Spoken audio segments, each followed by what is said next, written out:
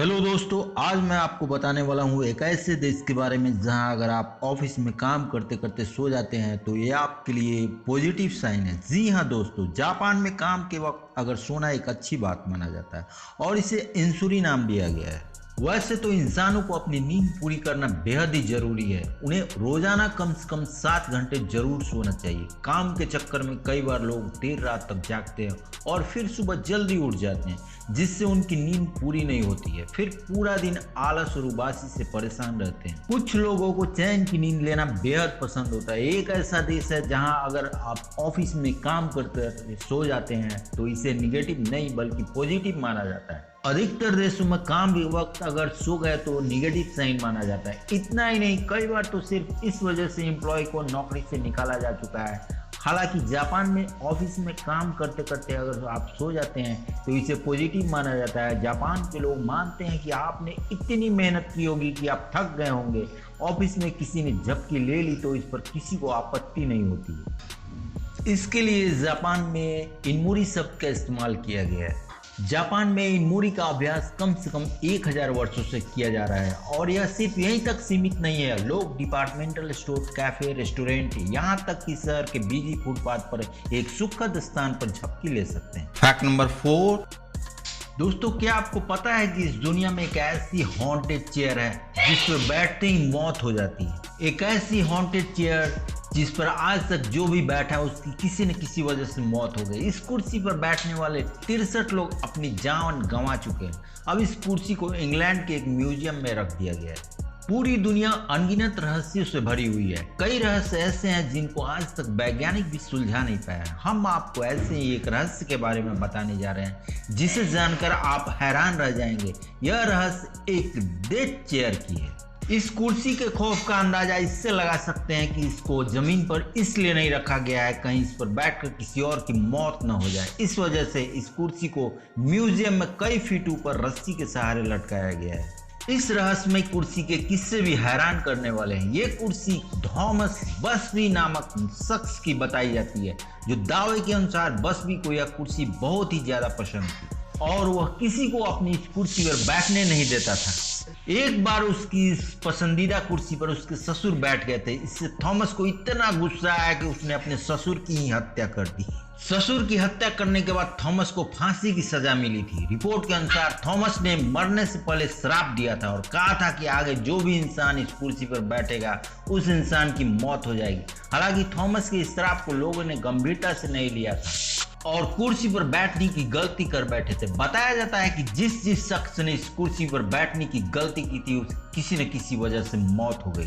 द्वितीय विश्व युद्ध के दौरान कुछ सैनिक इस कुर्सी पर बैठ गए थे। इसके बाद उनमें से एक भी सैनिक जिंदा नहीं बच सका था। कहा जाता है कि थॉमस बसबी की आत्माओं आज भी उस कुर्सी में है। इतनी मौतों के बाद इस कुर्सी को लोगों से दूर कर दिया गया। इसे अब डेथ चेयर के नाम से जाना जाता है। यहाँ तक कि लोग इसे म्यूजियम में देखने से भी डरते हैं। फैक्ट नंबर 3, दोस्तों क्या आप कभी किसी भूतिया जगह पे गए हैं? भले ही आप भूतिया जगह पर गए नहीं होंगे, लेकिन आपने भारत के कई भूतिया या डरावनी जगह के बारे में जरूर सुना होगा। वैसे तो वैज्ञानिक दृष्टिकोण से भूत प्रेत जैसी कोई चीज नहीं होती है, बावजूद इसके लाखों लोग भूत प्रेत में विश्वास जरूर करते हैं। यहाँ तक कि आपको कई ऐसे लोग मिल जाएंगे जो भूतों को देखने का दावा भी करते हैं। आज हम आपको ऐसे ही देश के एक ऐसे रेलवे स्टेशन के बारे में बताने जा रहे हैं जिसे भूतिया रेलवे स्टेशन माना जाता है। इस रेलवे स्टेशन का खौफ इतना ज्यादा था कि यहाँ जाने से ना सिर्फ आम लोग बल्कि प्रशासन भी डरता था। इसी खौफ की वजह से यहाँ 42 सालों तक कोई ट्रेन नहीं रुकी। वेस्ट बंगाल के पुरुलिया जिले में यह भूतिया रेलवे स्टेशन है। यह railway station Begunkodar railway station के नाम से जाना जाता है। इस रेलवे स्टेशन का नाम देश के 10 भूतिया स्टेशन की लिस्ट में शामिल है। भारतीय रेलवे ने इस स्टेशन को साल 1960 में बनाया था। बेगुनकोदर रेलवे स्टेशन खुलने के कुछ सालों बाद तक सब कुछ ठीक रहा, लेकिन इसके बाद यहाँ बहुत ही अजीबोगरीब घटनाएं सामने आने लगी थी। साल 1967 में रेलवे के कर्मचारी ने स्टेशन पर महिला भूत देखने का दावा किया था। इसके बाद इसी साल एक स्टेशन मास्टर की संदिग्ध परिस्थिति में मौत हो गई थी। कहा जाता है कि स्टेशन मास्टर ने सफेद साड़ी में एक महिला भूत देखा था। इसके बाद उनकी मौत हो गई थी। उस समय यह भी दावा किया गया था कि उस महिला की मौत उसी स्टेशन पर ट्रेन दुर्घटना में हुई थी। स्टेशन मास्टर की मौत के बाद उनका पूरा परिवार भी रेलवे क्वार्टर में मृत पाया गया था। इसके बाद लोगों ने कहा था कि स्टेशन मास्टर के परिवार के लोगों की मौत के पीछे उसी महिला भूत का हाथ है। लोगों का मानना था कि शाम ढलने के बाद कोई ट्रेन जब वहां से गुजरती थी तो वह महिला भूत ट्रेन के साथ दौड़ने लगती थी। कई लोगों ने महिला भूत को ट्रेन के आगे नाचते देखने का भी दावा किया था। Fact number 2। दोस्तों, क्या आपको पता है कि दुनिया में एक बार ऐसी अजीबोगरीब बीमारी आई जब डांस करते करते 400 लोगों की जान चली गई थी। जी हाँ दोस्तों, यह रहस्यमय बीमारी फ्रांस में साल 1518 में फैली थी। अब जबकि इस बीमारी के बीतने के 500 साल से भी ज्यादा समय हो गया है, फिर भी वैज्ञानिक इस रहस्य को सुलझा नहीं पाए। साल 1518 में फैली इस बीमारी ने फ्रांस में 400 से ज्यादा लोगों को अपनी चपेट में ले लिया था। इसे डांस की बीमारी यानी डांस एपिडेमिक भी कहा गया था। कहा जाता है कि सबसे पहले एक युवती इस बीमारी की चपेट में आई थी। एक युवती साल 1518 के जुलाई के महीने में अचानक से डांस करने लगी थी। युवती का नाम फ्राउ टॉफी था। डांस करते करते वो अपना होश खो बैठी थी और नाचने में इतनी ज्यादा मस्त हो गई थी कि डांस करते करते ही घर के बाहर चली गई थी। फ्राउ को ऐसे नाचते देख आसपास के लोग हैरान रह गए थे। फ्राउ को नाचते देख उसके परिजन उसे वहां समझाने पहुंचे। हालांकि उसके परिजन भी डांस करने लगे थे। देखते ही देखते वहां लोगों की भारी भीड़ जमा हो गई थी। इसके बाद सभी लोग डांस करने लगते थे। फिर अचानक न जाने क्या होता है कि डांस करते करते लोग गस खाकर जमीन पर गिरने लगे और उनकी जान चली गई। इस घटना के दौरान देखते ही देखते 30 से अधिक लोग डांस करते करते मर गए थे। घटना से पूरे फ्रांस में हड़कंप मच गया था तथा काफी लोग डर गए थे। इसके बाद फ्रांस के कई इलाकों में ऐसे ही लोगों के डांस करते करते मरने की खबरें सामने आने लगी थी। शहर दर शहर लोगों के डांस करते हुए मरने का सिलसिला बढ़ता ही जा रहा था। जैसे ही किसी की डांस करने की खबर सामने आती थी उसे अस्पताल में भर्ती करवाया जाता था। फ्रांस की इस रहस्यमय घटना के बारे में उस दौर के वैज्ञानिकों के जमकर रिसर्च भी किया, लेकिन उन्हें इसका कोई सही कारण पता नहीं लग पाया था। वैज्ञानिकों ने इस बीमारी को डांसिंग प्लेग नाम दिया था। धीरे धीरे अपने आप ही यह बीमारी खत्म हो गई थी। आज इस बीमारी के 500 साल बीत जाने के बाद भी वैज्ञानिक इस रहस्य को सुलझा नहीं पाए हैं।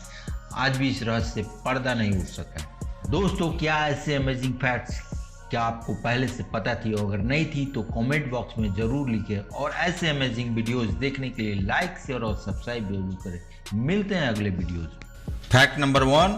हेलो दोस्तों, आज मैं आपको बताने वाला हूँ एक ऐसे गाने के बारे में जिसे सुनकर लोग सुसाइड कर लेते थे। इस गाने को दुनिया का सबसे मनहूस गाना कहा जाता था, यानी दी हंगेरियन सुसाइड सॉन्ग की उपाधि दी गई। तो चलिए दोस्तों, इस हंगेरियन सुसाइड सॉन्ग से पर्दा उठाते हैं। जब इंसान प्यार में होता है तो उसे रोमांटिक गाने पसंद होते हैं। वही जब किसी का दिल टूटता है तो उस इंसान को सैड सॉन्ग ही अच्छा लगता है। कुछ ऐसे गाने होते हैं जिन्हें हमें बार बार सुनने का मन करता है, जबकि कुछ गाने ऐसे होते हैं जिन्हें सुनकर इंसान बिना मतलब ही दुखी हो जाता है। आज हम आपको एक ऐसे गाने के बारे में बताने जा रहे हैं जिसे सुनकर लोग आत्महत्या तक कर लेते थे। इस गाने को दुनिया का सबसे मनहूस गाना बताया गया। आपको जानकर हैरानी होगी कि इस गाने का इतना खौफ था कि इसे सुनने पर पाबंदी लगा दी गई थी और 62 साल तक यह पाबंदी जारी रही थी। इस गाने को हंगरी के संगीतकार रेसो सेरेज ने बनाया था। रेसो ने साल 1933 में ग्लूमी संडे या सैड संडे के नाम से इस गाने को बनाया था। उन्होंने इस गाने को मोहब्बत से जोड़कर बनाया था, लेकिन इस गाने में इतना दर्द डाल दिया था कि इसे सुनने वाले को अपने आप रोना आ जाता था। गाने में इतना ज्यादा दर्द था कि इसे सुनकर कई लोगों ने खुदकुशी कर ली थी। ग्लूमी संडे गाने को सुनकर सबसे पहला आत्महत्या का मामला बर्लिन में सामने आया था। यहाँ एक लड़के को गाना सुनने के बाद इतना दुख हुआ था कि उसने खुद को गोली मार ली थी। वही न्यूयॉर्क में एक बुजुर्ग ने गाने को सुनकर 7वीं मंजिल से छलांग लगा दी थी। इसके अलावा हंगरी में 17 साल की एक लड़की ने गाने को सुनकर पानी में कूदकर सुसाइड कर लिया।